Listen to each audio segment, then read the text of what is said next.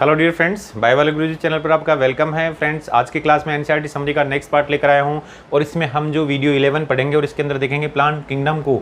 और plant kingdom का NCERT का जो समरी है बड़ा ही इंपॉर्टेंट है, क्योंकि यहाँ से बहुत सारे ऐसे क्वेश्चन आते हैं। तो एनसीईआरटी की इंपॉर्टेंट लाइन्स को हम डिस्कस करेंगे और नीट के पॉइंट ऑफ व्यू से इंपॉर्टेंट है। इसके अलावा कोई भी कॉम्पिटिटिव एग्जाम हो जिसमें 11th-12th का बायोलॉजी में बेस्ड हो, जैसे ये एग्जाम है, इनमें भी ये इंपॉर्टेंट है। तो फ्रेंड्स, देखते हैं प्लांट किंगडम को। आज स्टार्ट करते हैं। प्लांट किंगडम में आज हम पढ़ने वाले हैं क्लासिफिकेशन सिस्टम्स, और ये 3 प्रकार के क्लासिफिकेशन सिस्टम है।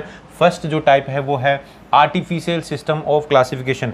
फर्स्ट जो टाइप है वो क्या है? Artificial system of classification. और यहाँ पर जो आर्टिफिशियल सिस्टम ऑफ क्लासिफिकेशन है ये किस पे बेस्ड होता है? तो मेनली बेस्ड होता है वेजिटेटिव कैरेक्टर्स और ऑन दी एंड्रोसियम स्ट्रक्चर, यानी जो मेल पार्ट होता है एंड्रोसियम उसकी स्ट्रक्चर पे बेस्ड है, साथ में वेजिटेटिव कैरेक्टर्स यानी जो बॉडी की प्लांट बॉडी की जो कैरेक्टर्स हैं उन पे बेस्ड होता है। और ये लिनेस साहब ने यानी कैरोलस लिनेस ने ये सिस्टम प्रपोज्ड किया। अब यहाँ पर इस सिस्टम में क्या किया गया कि it gives weightage to vegetative and sexual characteristic, यानी दोनों को इक्वल वेटेज दिया गया। वेजिटेटिव कैरेक्टर्स को और सेक्सुअल कैरेक्टर्स को क्या है? इक्वल वेटेज दिया गया। तो इक्वल वेटेज देने से क्या मिस्टेक हो गया? तो मतलब इसके अंदर कुछ लिमिटेशंस रह गई, कुछ कमियां रह गई। तो बोले क्या कमी हुई?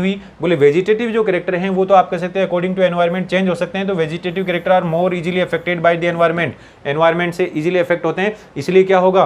बोले आप प्रॉपर्ली क्लासिफाई नहीं कर पाओगे, और इसकी वजह से क्या होता है? इसकी वजह से क्या होगा? यानी ये सिस्टम जो है it separate the closely related species. Closely related species को इसने अलग अलग कर दिया, क्योंकि उनके हो सकते हैं वेजिटेटिव कैरेक्टर डिफरेंट हो, तो क्लोजली रिलेटेड स्पीसीज अलग अलग हो गई। इस वजह से आप कह सकते हैं लिमिटेड हो गया और यहाँ ये यूजफुल नहीं है दोस्तों। फिर उसके बाद में देखिए नेक्स्ट जो सिस्टम है वो है नेचुरल सिस्टम ऑफ क्लासिफिकेशन, यानी नेचुरल क्लासिफिकेशन सिस्टम। और ये sir George Bentham and Joseph Dalton Hooker ने प्रपोज किया। बड़ा ही इंपॉर्टेंट है, बहुत बार ऑप्शन में यूज हुआ है, ये को ध्यान रखना है लाइन, यानी इन्होंने दिया। फिर उसके बाद में आप कह सकते हैं this system based on natural affinities among the organism, यानी जितने भी प्लांट हैं उनके बीच में जो नेचुरल एफिनिटीज है उन पे बेस्ड है। साथ में आप कह सकते हैं एक्सटर्नल जो फीचर हैं, एक्सटर्नल फीचर के अलावा यानी अदर देन एक्सटर्नल फीचर पे तो बेस्ड है ही, इसके अलावा also based on internal feature. यानी इंटरनल फीचर क्या क्या हो सकते हैं दोस्तों? Like ultra structure, like anatomy, like embryology and like phytochemistry. यानी आप कह सकते हैं अल्ट्रा स्ट्रक्चर भी हो सकती है, उसकी एनाटोमी भी और एम्ब्रियोलॉजी को भी स्टडी करेंगे, और साथ में उसमें जो फाइटोकेमिकल्स हैं उस प्लांट के अंदर ये भी अपने आप में एक बेस हो गए, और इनके बेस पे हम नेचुरली इनको क्लासीफाई कर सकते हैं।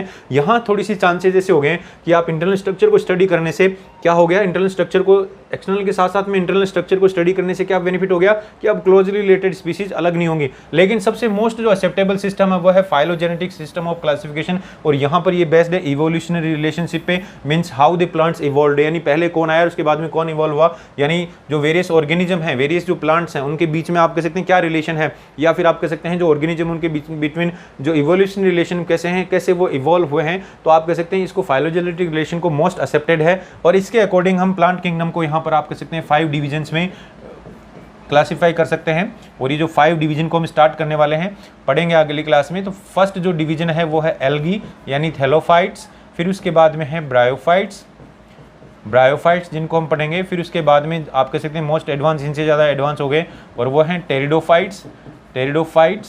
तो टेरिडोफाइट्स के बाद में हम पढ़ेंगे यहाँ पर नेक्स्ट जो डिवीजन है वो है जिम्नोस्पर्म्स,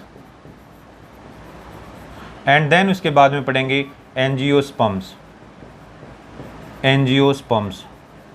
तो इस तरीके से दोस्तों यहाँ पर algae, bryophytes, pteridophytes, gymnosperm, angiosperm, ये 5 डिवीजन हो गए, और ये फाइलोजेनेटिकली बेस्ड है, और साथ में आप कह सकते हैं ये मोस्ट एक्सेप्टेबल है। और इनको हम 1 बाय 1 पढ़ेंगे। तो एल्गी को पढ़ेंगे, ब्रायोफाइट्स इसमें वेरियस टाइप के प्लांट आते हैं, इनके कैरेक्टर्स को पढ़ेंगे अकॉर्डिंग टू एनसीईआरटी। तो इस तरीके से आपको रोजाना क्लास मिलती रहेगी और हमारा एक रिवीजन होता रहेगा कम से कम टाइम में। तो जिन बच्चों का एनसीईआरटी वीक है उनके लिए भी, और जिन्होंने एनसीईआरटी को पूरा पढ़ रखा है उनके लिए भी, आप कम टाइम में एनसीईआरटी को फटाफट से रिवाइज कर सकते हैं, और नीट का एग्जाम होने तक अपने आप को बहुत अच्छे से रिवाइज करते हुए चीज़ों को रिमेंबर रख सकते हैं, एनसीईआरटी की लाइंस को रिमेंबर रख सकते हैं। तो दोस्तों ऐसी ही क्लासें आपको मिलती रहेंगी। अब यहाँ पर देखेंगे कि साहब जो न्यूमेरिकल टेक्सोनोमी है, यानी यहाँ पर कुछ मेथड्स यूज हो रहे हैं, कुछ प्रोसेस यूज हो रहे हैं, लाइक न्यूमेरिकल टेक्सोनोमी। तो न्यूमेरिकल टेक्सोनोमी क्या है? बोले न्यूमेरिकली कुछ प्लांट्स का क्लासिफिकेशन क्या है, न्यूमेरिकल मेथड है, और इसमें क्या होता है कि कंप्यूटर्स यूज होते हैं, कंप्यूटर बेस्ड प्रोसेस है, और इसमें जितने भी ऑल ऑब्जर्वेबल कैरेक्टर्स हैं उन पे आप कह सकते हैं यहाँ पर कंप्यूटर बेस्ड जो कैरेक्टर हैं, जितने भी ऑल ऑब्जर्वेबल जो बाहर से दिख रहे हैं उन कैरेक्टर को कंप्यूटर के अंदर फिट करेंगे। क्या फिट करेंगे?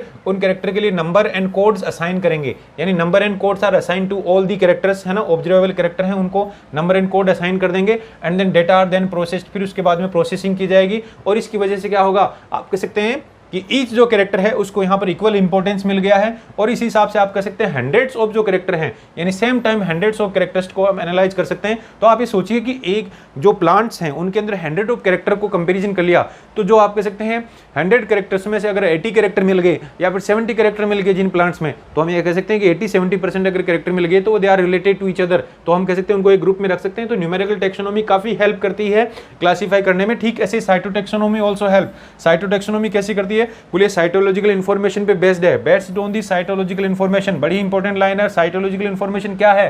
बोले क्रोमोजोम नंबर, क्रोमोजोम का नंबर, उसका स्ट्रक्चर एंड बिहेवियर। इसके अलावा कीमोटेक्सोनोमी भी हेल्प करती है। कीमोटेक्सोनोमी क्या करती है? बोले केमिकल कॉन्स्टिट्यूएंट प्लांट्स के चेक करेंगे, और यहाँ पर केमिकल कॉन्स्टिट्यूएंट को यूज करेंगे, same type of chemical constituent है, it means they are related to each other. तो इस तरीके से कीमोटेक्सोनोमी, साइटोटेक्सोनोमी या न्यूमेरिकल टेक्सोनोमी, ये ऐसे प्रोसेस है जिनके थ्रू प्लांट्स को हम इजीली एक वेल डिफाइंड मैनर में क्लासिफाई कर सकते हैं। तो फ्रेंड्स, यहाँ पर ये इंट्रोडक्टरी क्लास थी। प्लांट किंगडम का जो नेक्स्ट पार्ट है, यानी जो एल्गी और इसके अलावा आने वाले जो डिवीजन है, उनको हम अलग अलग क्लासों में पढ़ेंगे और वहाँ इंपॉर्टेंट कैरेक्टर्स को डिस्कस करेंगे। तो ऐसे आपको क्लासें मिलती रहेंगी, है ना। और आप वीडियो को लाइक और शेयर कर दीजिए। मिलते हैं नेक्स्ट क्लास में। Thank you.